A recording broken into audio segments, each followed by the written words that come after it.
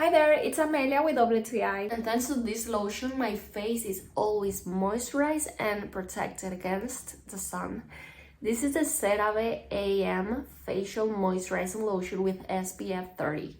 My skin is very dry actually, and that's why I like this lotion specifically, because it moisturizes and softens it and my face looks brighter. I like that it also has sun protection, and after applying it on my face it doesn't feel sticky. I like to apply it because it's like really easy to blend, and then I can apply my makeup on top and it doesn't feel weird at all. So if you're looking for a moisturizer and a sunscreen, here you have both. This is a CeraVe AM Facial Moisturizing Lotion with SPF 30. I love this so much. I highly recommend this one right here, and that's my point of view.